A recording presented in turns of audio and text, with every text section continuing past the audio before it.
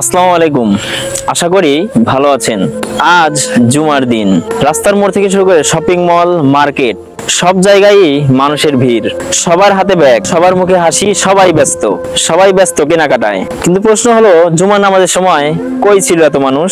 মসজিদে ঢুকলাম, দেখি হয়তো 20 থেকে 30 জন মানুষ হবে, অথচ কিছুক্ষণ আগে রাস্তার মোড়ে 150 জন ছিল। কই গেল তারা?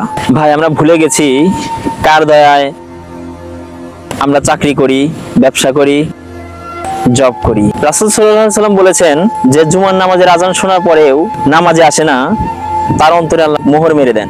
আমরা কি বুঝতে পারছি না আমাদের ব্যবসা বাঁচবে আমাদের নামাজের কারণে? কারণ নামাজ পড়লে আল্লাহ বরকত দান করেন।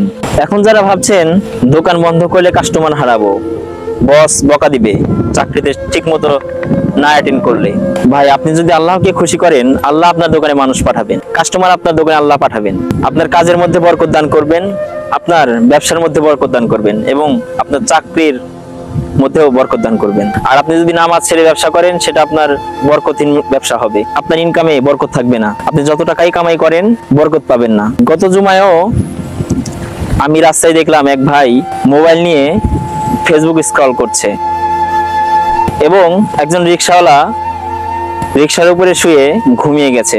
সেটা ছিল নামাজের সময়। আমি জিজ্ঞেস করলাম, ভাই আজান হয়েছে, চলেন নামাজ পড়ে আসি। সে বলল, এখন আমি যেতে পারবো না, আমি সেরকম অবস্থায় নেই। এবং আমি বললাম, আল্লাহর কাছে কি আপনি ইজাবতটা দিতে পারবেন? কেউ কেউ তো বলে যে আমি বাসায় পড়ি, অথচ হাদিসে এসেছে জুমার নামাজ জামাতের সাথে আদায় করতে হবে, একা নয়। ভাই, একদিন আমরাও মৃত্যুবরণ করব, আমাদেরও জানাজা হবে। আর সেই জানাজা জুমার দিন হলেও তখন মসজিদের মানুষ কম হবে না, কিন্তু তখন আর আমাদের নামাজ কোনো উপকারে আসবে না। এখনো সময় আছে, আল্লাহর ডাকে সারা দিন সময় মতো নামাজ আদায় করুন, মানুষের সাথে ভালো ব্যবহার করুন। জুমার নামাজের আজান হলে, এমনকি 5 ওয়াক্ত নামাজের আজান হলে ব্যবসা বন্ধ করুন, দোকান বন্ধ করুন, নামাজে যান। ছুটে যান সেই ডাক্তারের কাছে যে আপনার রুহের চিকিৎসা করে, ছুটে যান সেই মসজিদে যেটা জান্নাতের পথ খুলে দেয়। তো সবাই ভালো থাকবেন। ভিডিওটা ভালো লাগলে শেয়ার করবেন, লাইক দিবেন, কমেন্ট করবেন, এমনকি আমার চ্যানেলটাও সাবস্ক্রাইব করে রাখবেন। তো ভালো থাকবেন সবাই। আসসালামু আলাইকুম ওয়া রাহমাতুল্লাহি ওয়া বারাকাতুহু।